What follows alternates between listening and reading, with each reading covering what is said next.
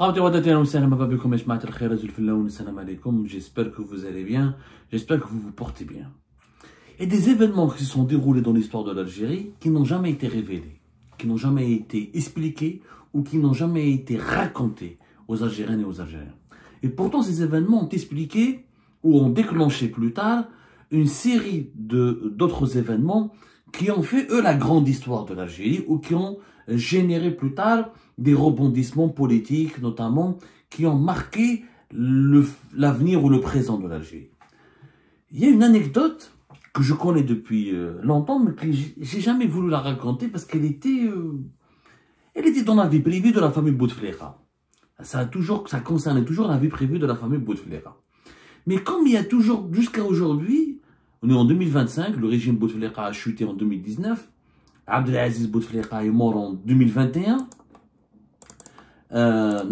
Saïd Bouteflika est en prison depuis 2019, il est accablé, il fait l'objet de plusieurs poursuites judiciaires, de plusieurs procès, de plusieurs procédures.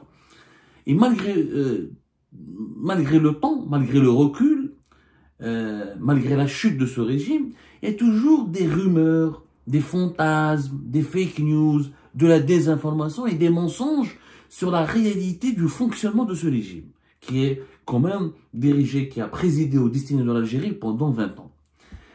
L'un des côtés les plus sombres, ou l'un des secrets du régime de Bouteflika, est justement la relation entre Abdelaziz Bouteflika, qui est mort le 17 septembre 2022, et son frère Saïd Bouteflika, qui est quelqu'un d'extrêmement mystérieux. C'est l'un des personnages politiques les plus mystérieux de l'histoire de l'Algérie, qui, aujourd'hui encore, il alimente les rumeurs, et très peu d'Algériens et d'Algériens connaissent sa véritable histoire.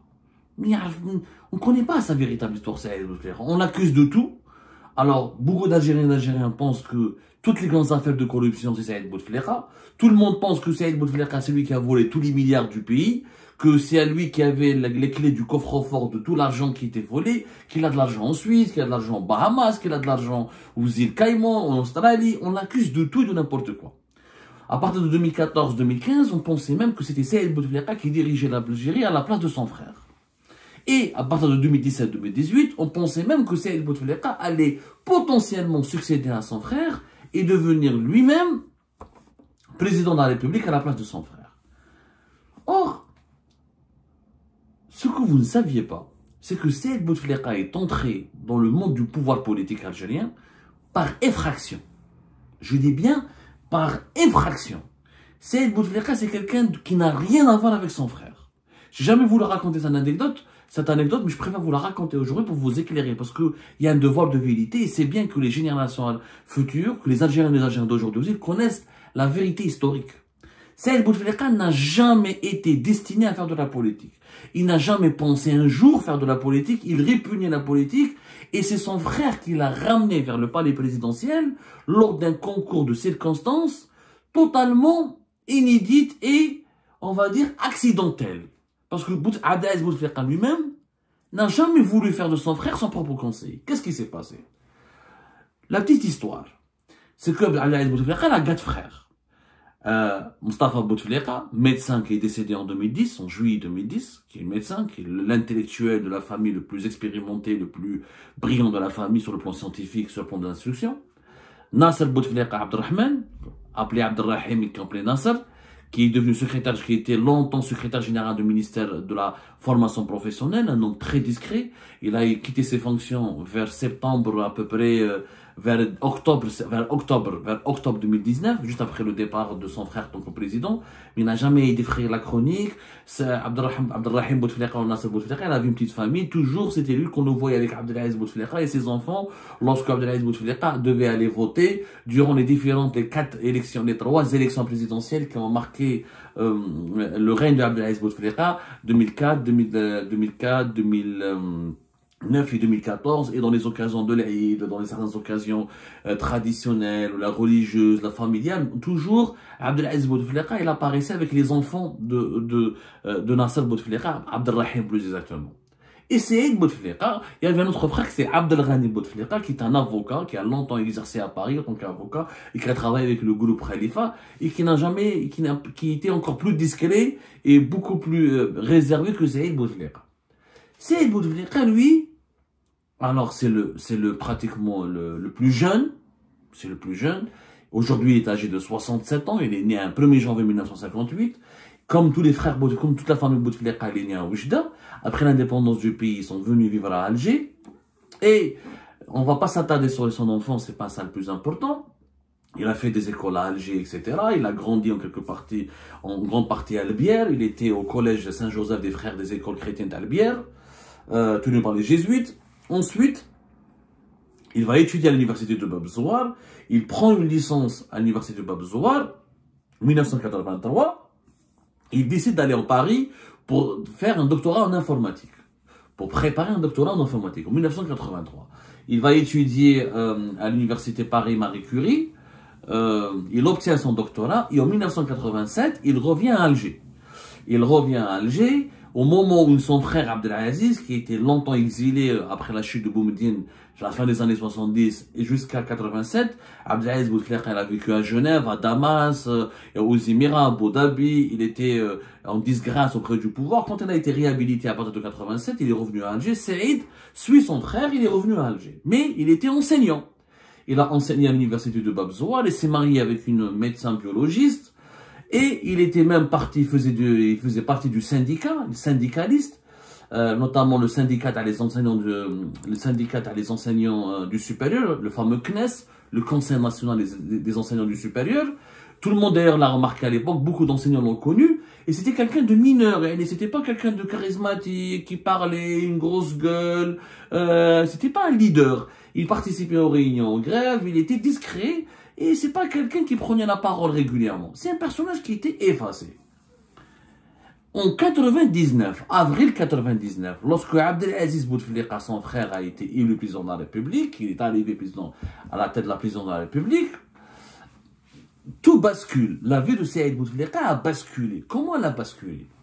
Ce qu'on n'a jamais raconté, c'est que Saïd Bouteflika, au lendemain de l'arrivée de son frère au pouvoir, il a été victime d'une tentative d'enlèvement. Je dis bien une tentative d'enlèvement qui a avorté. Et c'est cette tentative d'enlèvement qui a fait peur à Abdelaziz Bouteflika, qui a poussé Abdelaziz Bouteflika à obliger son frère à travailler auprès de lui, à la présidence de la République, pour le surveiller, pour lui garantir sa sécurité. Qu'est-ce qui s'est passé?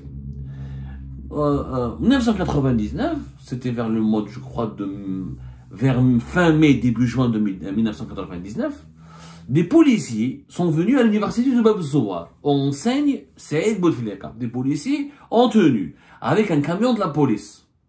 Ils sont venus chercher Saïd Bouteflika. Ils sont venus le chercher pour lui dire que, soi-disant, son frère, le président Abdelaziz Bouteflika, cherche après lui et il a besoin de lui. Ils doivent l'accompagner pour l'emmener jusqu'à son frère à la présidence de la République.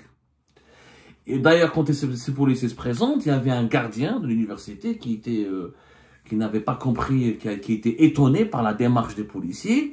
Et c'est lui qui partait appeler Saïd Bouteflika dans son bureau pour lui dire, voilà, c'est Saïd, apparemment, ton frère le président, son frère venait d'être récemment élu président, c'était tout frais, il t'a envoyé des policiers pour chercher après toi. Mais même le gardien, il a trouvé cette démarche, et ces policiers les a trouvés bizarres.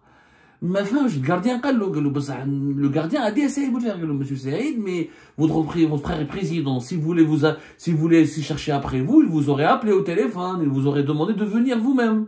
Et pourquoi vous envoyez un camion de la police et des policiers en tenue? Ils étaient en tenue, hein, des policiers en tenue, la police algérienne, tenue bleue, avec un camion de la police, etc.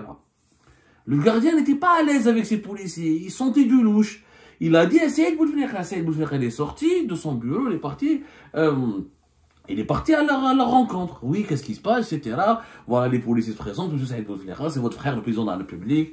Bon, à l'époque, il n'y avait pas de téléphone portable, il n'y avait pas les smartphones, il n'y avait pas WhatsApp, on pouvait pas vérifier l'information rapidement, il n'y avait pas la connectivité, il n'y avait pas, les communications n'étaient pas fluides, donc c'était compliqué pour Saïd de contacter rapidement son frère, le président, pour lui dire, est-ce que c'est vrai, c'est toi qui m'as envoyé les policiers, parce que tu as besoin de moi. Ils lui ont dit, voilà, votre frère, votre excellence, l'excellence, monsieur le président de la République a besoin de vous, il nous a demandé de vous récupérer, de vous accompagner, et il vous demande de nous accompagner pour qu'on pour que vous accompagne à la présidence. Il a besoin de vous voir. On a pour mission de vous accompagner, de vous prendre en charge et de vous accompagner à la présidence. Bon, Saïd, il a vu leur comportement, etc. Bon, comme il est un homme instruit, docteur en informatique, etc.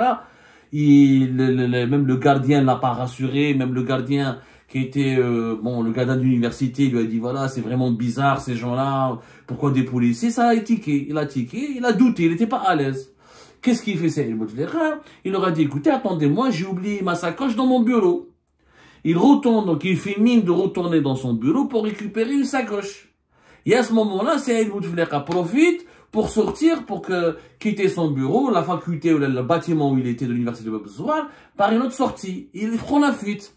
Et c'est là où il prend la fuite pour ensuite rentrer chez lui, où il habitait à Albière, pour rentrer en contact avec son frère le président. Il a averti son frère et finalement, il découvre, Saïd Bouteflika découvre que son frère lui a jamais envoyé de policier. Et c'est là que Abdelaziz, comme Saïd, ont compris qu'il y avait une tentative d'enlèvement qui a avorté de justesse. C'était pas des vrais policiers. Personne de la police n'a été dépêché par Abdelaziz Bouteflika pour chercher son frère. Personne n'a demandé au service de sécurité d'aller chercher ou de prendre en charge ou d'accompagner Saïd Bouteflika à la présidence. C'est une tentative d'enlèvement. Donc personne n'avait parlé à l'époque. D'ailleurs, elle n'a jamais été médiatisée cette séquence. Elle n'a jamais été médiatisée parce qu'elle a été passée sous silence. Comme Bouteflika venait d'être récemment élu, comme il avait des rapports très compliqués avec certains responsables de l'institution militaire, comme Bouteflika était venu pour... dès le départ, il avait montré des ambitions qu'il ne voulait pas être les trois quarts d'un président, il ne voulait pas être un président de pacotille, c'est pas lui le pantin, c'était pas une poupée entre les mains des militaires, qu'il allait tout faire pour instaurer un pouvoir présidentiel fort, qu'il voulait être le seul décideur. Bouteflika savait qu'il avait beaucoup d'ennemis, notamment au sein de l'institution militaire. Il faut savoir que Bouteflika, depuis la mort de Boumedienne, il avait même dit un jour à une radio française que c'était lui qui devait succéder à Boumedienne. Il a dit d'ailleurs, c'était Europe 1. J'aurais pu prétendre au pouvoir à la mort de Boumedienne, mais la réalité est qu'il y a eu un coup d'État à Blanc et l'armée a imposé un candidat imprévu. C'est ce qu'il avait dit le 8 juillet 1999. Abdelaziz Bouteflika a dit ses propos le 8 juillet 1999 à la radio française, Europe 1. Et au sein de l'armée, il n'y avait pas un consensus sur la personne de Bouteflika. Ils avaient peur de Bouteflika, ils savaient que Bouteflika était un rotor, et il était très difficile, et qu'il allait un jour peut-être se retourner contre l'armée, ou leur renverser le pouvoir, et prendre le pouvoir pour lui seul, et accumuler tous les pouvoirs entre ses mains. C'est ce que d'ailleurs Abdelaziz Bouteflika a fait, parce qu'à partir de 2004, pour son deuxième mandat, il a liquidé le chef d'état-major de l'armée Mohamed Al-Ammar, ensuite il a commencé à liquider pas mal de généraux, jusqu'à ce qu'il a liquidé un général Toufir en septembre 2015 pour s'approprier tous les pouvoirs. Il a tout fait pour instaurer un pouvoir civil, présidentiel, où l'armée n'était qu'un partenaire et pas le centre de décision principal où le président ne serait pas une simple marionnette. Il n'a jamais refusé, il n'a jamais voulu servir de rôle de marionnette. Il a toujours refusé d'être une marionnette. C'est juste après cette tentative d'enlèvement avortée que Saïd Bouteflika a été contraint par son frère Abdelaziz Bouteflika de rejoindre le palais présidentiel dès 1999 pour devenir directeur de l'informatique. Au départ, il l'a nommé directeur du service informatique. Alors, le service informatique, il l'a nommé conseiller auprès de lui. D'ailleurs, de 1999 à 2004, Saïd Bouteflika ne jouait aucun rôle. Parce que la présidence, il y avait l'Arbi Belkhair, il y avait Ali Benflis, il y avait des conseillers, Mohamed Mgeddam, il y avait des gens extrêmement influents, rotors, des gens de la politique, des gens qui étaient vraiment très futés, très machiavéliques, très rusés, etc. Donc, personne, il n'osait pas jouer un rôle quelconque, il jouait aucun rôle. Il ne jouait absolument aucun rôle. Aucun rôle. Il s'occupait juste du service informatique. Saïd Bouteflika réellement est devenu influent, elle a commencé à devenir qu'à partir de 2014, lors de la campagne du 4e mandat. Et entre 2009 et 2014, c'est là où il a commencé à apprendre les ruses, les intrigues du palais. Mais durant le premier mandat de Bouteflika, c'était une colombe vierge, une colombe blanche, une page vierge. Zéro connaissance politique. Cette histoire, on l'a jamais racontée. Pourquoi? Parce que les services secrets algériens à l'époque, ou les services de sécurité, ont lancé une enquête. Bouteflika a demandé une enquête. Qui a voulu kidnapper mon frère? L'enquête n'a jamais abouti. Les responsables de ce faux enlèvement n'ont jamais été retrouvés. Les acteurs de ce faux enlèvement n'ont jamais été retrouvés. Qui a voulu enlever Saïd Bouteflika? Personne ne le sait. Pourquoi a-t-on voulu l'enlever? Je pense que parce qu'on voulait faire du chantage à Abdelaziz, ou là il y avait un clan au sein du pouvoir algérien qui n'était pas favorable à Abdelaziz Bouteflika, ou là qui ne voulait pas de Abdelaziz Bouteflika comme président. Mais en tout cas, on n'a jamais identifié les responsables, il n'y a jamais eu de procès, l'enquête n'a jamais abouti à quoi que ce soit. Et c'est d'ailleurs à partir de cet épisode que Abdelaziz Bouteflika a nourri encore une rage, une certaine rage contre les services, certains clans, certaines officines des services secrets et certains officiers militaires. C'est à ce moment-là que Abdelaziz Bouteflika a compris qu'il était nécessaire pour lui de dominer l'institution militaire, de trouver un moyen pour dominer les services secrets, pour s'imposer face à ces deux grands composants du régime algérien. Je vous ai toujours expliqué que le régime algérien a 3 têtes, une présidence forte, des services secrets et l'état-major de l'armée. C'est ça le régime, c'est ça qui compose le régime algérien.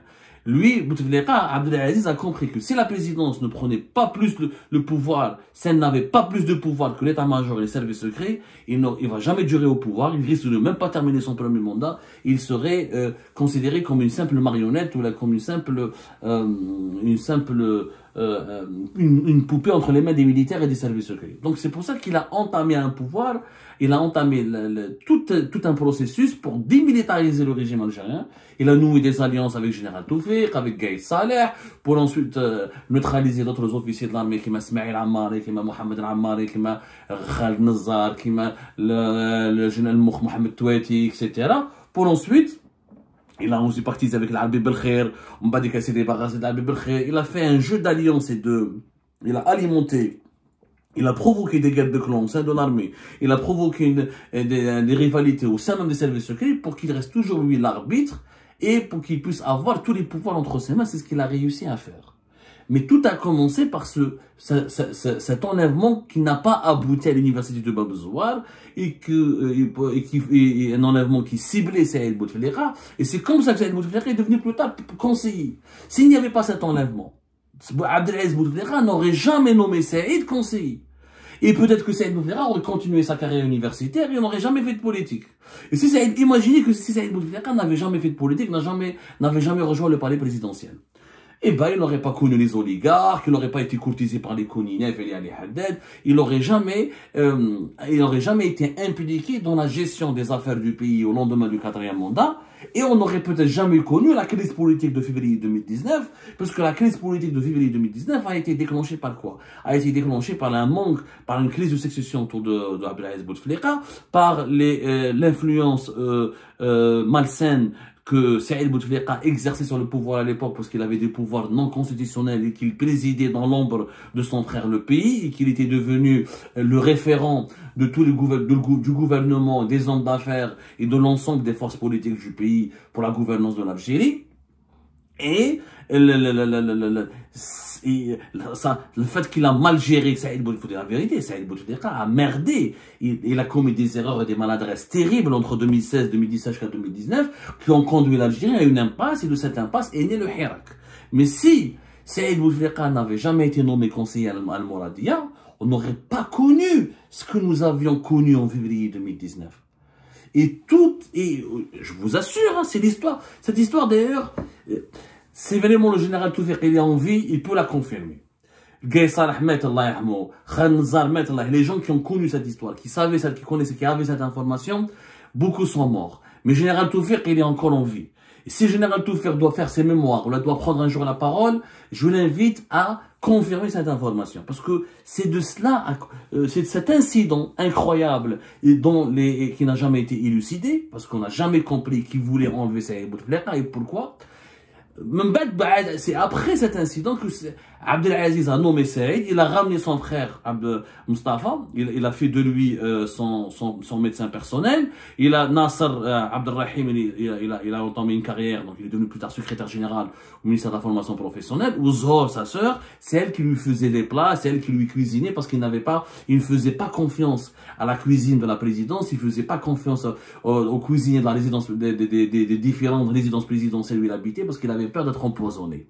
C'est cette histoire de cet enlèvement raté de Saïd Bouteflika qui a aggravé les soupçons, qui a aggravé la paranoïa, qui a alimenté un grand sentiment de paranoïa chez Abdelaziz Bouteflika, et qui a poussé Abdelaziz Bouteflika à garder toute sa famille, tout son clan autour de lui, et à se renfermer sur lui-même et sur son clan, et à essayer d'imposer son clan à la tête au plus haut sommet de l'État pour protéger les siens.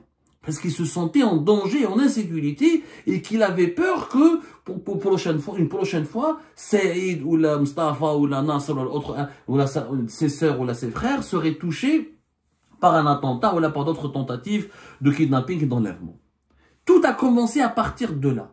S'il n'y avait pas cette tentative d'enlèvement en 1999 à l'université de Bab Zoual, Saïd Bouteflika, je vous assure, il serait peut-être resté simple enseignant, cadre, peut-être il serait devenu recteur d'université, mais il n'aurait jamais fait de politique parce qu'il n'était pas destiné à faire de la politique. Il n'a jamais été fait, il est d'une grande discrétion. Il parle pas beaucoup, il n'a pas de connaissances politiques. C'est quelqu'un qui a des convictions de gauche, de socialisme. On dit même qu'il il a flirté avec le trotskisme, qu'il aimait beaucoup Trotsky, l'extrême gauche, etc. Mais il n'a aucune connaissance des hautes sphères. Roi Abdelaziz l'a toujours mis à l'écart des hautes sphères et des grands enjeux diplomatiques et géopolitiques et politiques du pays même. Mais à partir de cet enlèvement raté de 1999, Saïd Bouteflika entre dans la mode politique par effraction.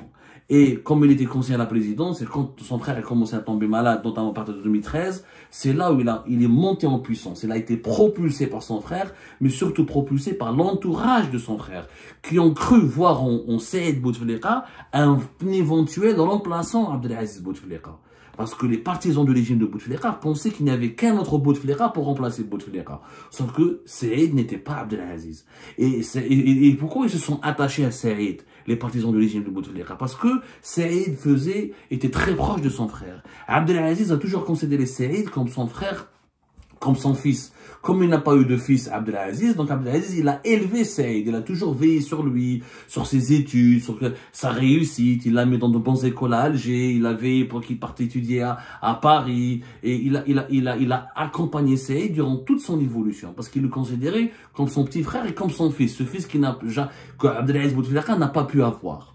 Donc les gens au plus haut sommet du pouvoir algérien, quand ils ont vu cette relation spéciale entre Abdelaziz et Saïd, ils ont pensé que Abdelaziz voulait que Saïd lui succède. Ce qui n'a jamais été le cas. Parce que Abdelaziz Bouteflika n'a jamais vu, il n'a jamais pensé ou n'a jamais vu dans son petit frère un éventuel dirigeant politique. Il n'était pas adapté à devenir un dirigeant politique, il n'a jamais été outillé pour l'être. La preuve, quand Abdelaziz Bouteflika ne pouvait plus gérer le pays, à partir de 2018, Saïd Bouteflika a collectionné les maladresses, a manqué d'intelligence, il a collectionné les négligences jusqu'à mener le pays vers une impasse. Il n'a pas pu imposer un successeur à son frère, il n'a pas su gérer Ahmed Gaïd Salah, il n'a pas géré convenablement les rapports avec l'armée, il a laissé une guerre, les rivalités éclater au plus haut sommet du pouvoir algérien au point où le pouvoir était effrité et faible, tellement faible qu'un grand mouvement de protestation populaire, mais très pacifique et très civilisé, a mis uniquement en 7 semaines, le régime Bouteflika s'est effondré, parce qu'il était déjà faible et affaibli depuis 2018. Je voulais vous raconter cette histoire, d'abord pour la vérité, d'abord pour vraiment faire taire toutes les rumeurs, les fake news, et la grande désinformation et les grandes manipulations qui durent depuis 1999 autour de la personne de Saïd Bouteflika et des relations qu'il avait avec son frère, le défunt président de la République, Abdelaziz Bouteflika.